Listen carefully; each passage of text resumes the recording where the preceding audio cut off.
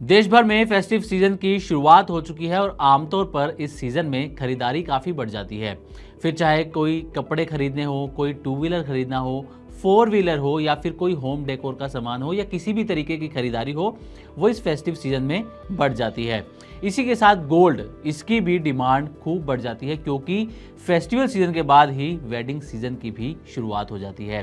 खासकर धनतेरस पर और नवंबर से लेकर फरवरी तक जो वेडिंग सीजन चलता है, इस बीच गोल्ड की काफ़ी डिमांड रहती है। लेकिन इस फेस्टिव सीजन में सोने की चमक फीकी पड़ती हुई नजर आ रही है। सोने की डिमांड में काफ़ी कमी देखने को यहाँ पर मिल रही है। दरअसल फेस्टिवल सीजन के पहले फेज यानी कि रक्षाबंधन से लेकर ओणम तक हर साल ज्वेलर्स की दुकानें खचाखच भरी रहती हैं, लोग खूब खरीदारी करते हैं।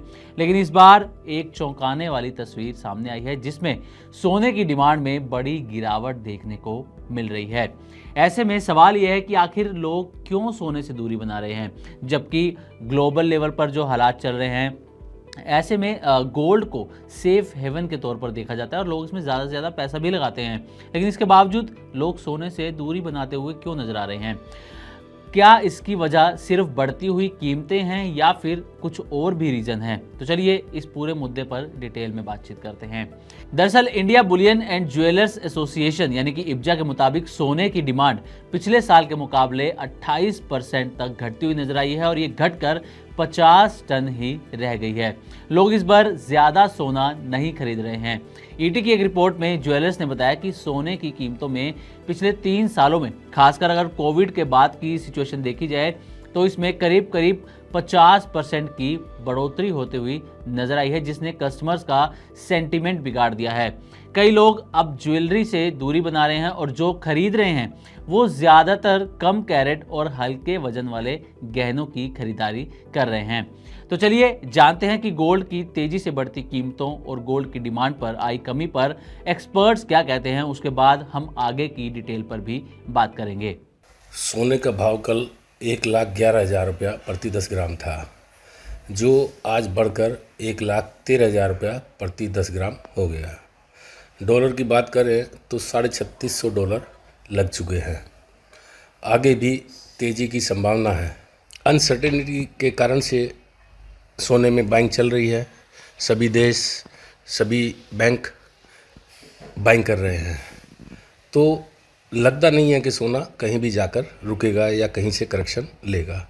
हाँ बिल्कुल, अगर सोने और चांदी की बात करें तो अब तक के सबसे बेहतरीन रिटर्न देने वाले ये एसेट क्लास बन चुके हैं, जहाँ पे पिछले 1 साल के अंदर 50% से ज़्यादा की तेजी हम दोनों ही काउंटर पे देखे हैं। फिजिकल मार्केट में सोना अब 1,10,000 का लेवल छू चुका है, पार कर चुका है। डोमेस्टिक मार्केट पे 1,08,800 से 900 के बीच में ट्रेड कर रहा है। दिवाली ज़्यादा दूर नहीं है, बट अभी भी हमें लगता है फंडामेंटल बहुत स्ट्रॉन्ग जरूर है, बट ये लेवल पे लेना थोड़ा जोखिम भरा है क्योंकि 50% साल भर में बढ़ चुका है। दिवाली तक हमें लगता है सोना 1,10,000 से 1,12,000 तक जा सकता है, बट हमारी जो एक्सपेक्टेशन थी वो 1,08,000 तक का ही थी। तो मुझे लगता है 10 से 12 तक के लेवल दिखा दे, बट सस्टेनेबल थोड़ा डाउटफुल है। दिवाली तक 1,30 हम चांदी में देखेंगे, 1,10 से 1,12 की रेंज में सोने को देखेंगे। तो ये आपने सुना गोल्ड की तेजी से बढ़ती कीमतों पर और गोल्ड की डिमांड में जो कमी आई है, इस पर एक्सपर्ट का क्या कहना है। अब गोल्ड की कीमतों की अगर बात करें तो गोल्ड के दाम बताने वाली वेबसाइट गुड रिटर्न्स के मुताबिक 9 सितंबर यानी आज सुबह 24 कैरेट के 10 ग्राम सोने की कीमत 1,10,440 रुपए तक पहुंच चुकी है। पिछले ओणम में ये कीमत जीएसटी समेत 74,500 रुपए प्रति 10 ग्राम थी, यानी कि यहाँ पर एक बड़ा डिफरेंस कीमतों में देखने को मिल रहा है।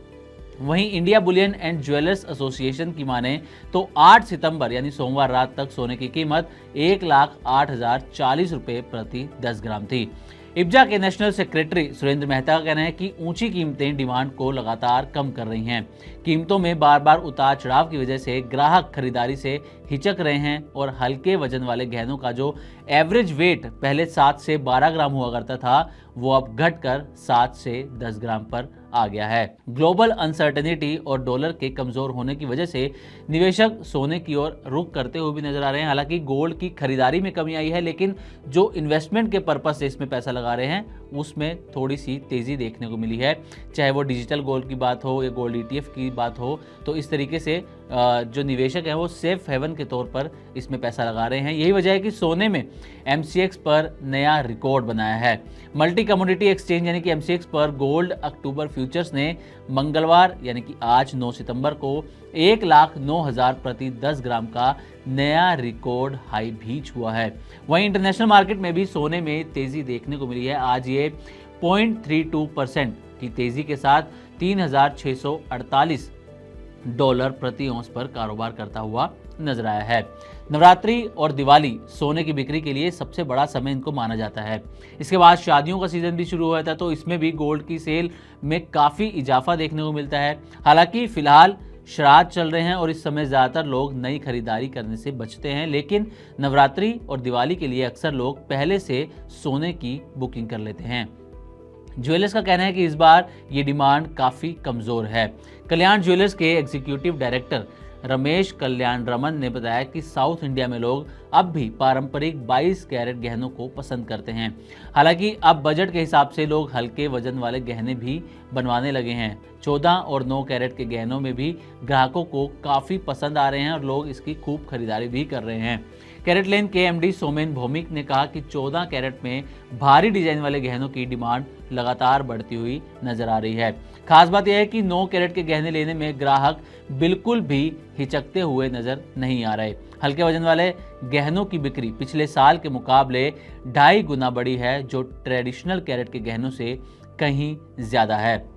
हालांकि ज्वेलरी की डिमांड घटी है, लेकिन सोने में निवेश की मांग अभी भी बनी हुई है। मीडिया रिपोर्ट के मुताबिक मिडिल और लोअर इनकम ग्रुप में 2 से 5 ग्राम के सिक्के और 5 से 10 ग्राम के गहनों की डिमांड सबसे ज़्यादा है। ये ट्रेंड पिछले साल जैसा ही है, लेकिन अगर कीमतें अचानक बढ़ती हैं तो ग्राहक कभी कभी कम ग्राम के सिक्के भी खरीद लेते हैं।